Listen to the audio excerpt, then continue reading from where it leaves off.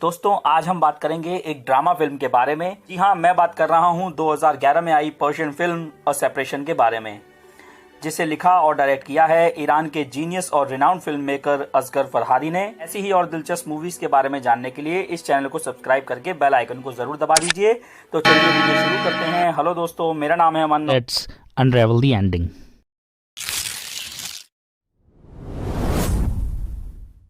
चलिए अब आते हैं इसकी एंडिंग पे, जो इस फिल्म का सबसे बेहतरीन और प्रभावशाली भाग है। आखिरी सीन में हमें पहले से अलग जज देखने को मिलता है जिससे तलाक की चर्चा हुई थी। पहले वाले ने सिमिन को जाने और तलाक लेने से मना किया, पर दूसरी बार चीजें बदल गईं। इसकी एंडिंग की और गहराई में जाने से पहले मैं बात करना चाहूंगा एक बहुत ही अहम और दिलचस्प किरदार की। वो है नादिर और सिमिन की बेटी टर्मे। इनका किरदार खुद असगर फरहादी की बेटी ने निभाया है। वो दर्शकों के नजरिए की तरह काम करती है। दर्शक भी उसकी तरह ही बटे हुए नजर आते हैं कि किसकी साइड लेनी चाहिए। टर्मे कहानी में इसी एहसास को रिप्रेजेंट करती है। वो अपनी जिंदगी के दो सबसे जरूरी लोगों में फंसी हुई है जो अब एक दूसरे के खिलाफ खड़े हुए हैं, और वो उनकी संतान और एक लड़की होने की वजह से इन हालातों से निकलने का कोई सार्थक रास्ता नहीं खोज पा रही है। इसलिए वो परेशानी को सुलझाने की सिर्फ छोटे तरीकों का ही इस्तेमाल कर सकती है। शुरू में वो अपने पिता के साथ रहने का फैसला लेती है, पर ये एक निश्चित विकल्प के रूप में कमजोर पड़ जाता है, क्योंकि ये सिर्फ उसकी अपने माँ बाप को साथ में लाने की एक तरकीब थी। एंड में हालांकि उसकी कोशिश विफल होती नजर आती है, क्योंकि अब उसका हालातों पर कोई काबू नहीं रह गया है।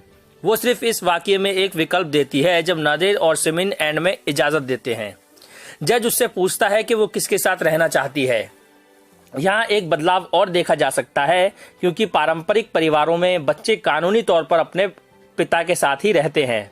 खैर, वो जज से उन्हें बाहर भेजने के लिए कहती है, पर वो क्या फैसला लेती है इसका जवाब हमें नहीं दिया जाता, और बजाय इसके हमें इस पे अपनी प्रेडिक्शन करने के लिए छोड़ दिया जाता है। तो ये जाहिर है कि ये एक ओपन एंडिंग थी जिसमें कुछ सवाल अधूरे रह जाते हैं, और जैसे जैसे हम इस मूवी को बार बार देखकर इसका विश्लेषण करते हैं, इसका अर्थ और भी ज्यादा स्पष्ट होता नजर आता है। और इस लिहाज से देखा जाए तो इस फिल्म की इससे अच्छी एंडिंग नहीं हो सकती थी। ऐसा लगता है कि फरहादी ने हर वो मुद्दा लिया है जिसकी चर्चा राष्ट्रीय तौर पर तो होती ही है, पर उन्होंने ईरान के बारे में इंटरनेशनल आधार को भी इसमें शामिल किया और उसे कहानी में जोड़ दिया। वो क्लासेस के बीच एक संतुलन दिखाते हैं जिसमें किसी एक की साइड लेना नामुमकिन है, क्योंकि किसी न किसी तरह हर साइड सही नजर आती है। अ सेपरेशन एक बहुत ही रियलिस्टिक और मानवीय अप्रोच है जिसमें अंत खुशहाल नहीं है। उसमें आंसू है, डर है और बहुत सारे अनकहे शब्द हैं।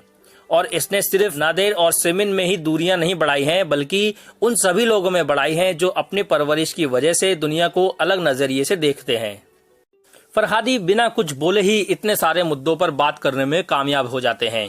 वो एक के बाद एक फिक्स्ड आइडियाज को कम करने के लिए जरूरी और वैल्यूएबल कोशिशें करते हैं, और गंभीर विषयों जैसे महिलाएं और उनके अधिकार, परंपरा और आधुनिकता, और दौलत में जमीन आसमान के फर्क के बावजूद इस फिल्म में दिया गया विवरण इसको बहुत ही खूबसूरत बना देता है। और ये सब जानने के बाद इसमें कोई शक नहीं है कि इस फिल्म में एशियन सिनेमा का नाम दुनिया भर में रोशन किया है और आगे भी करती रहेगी।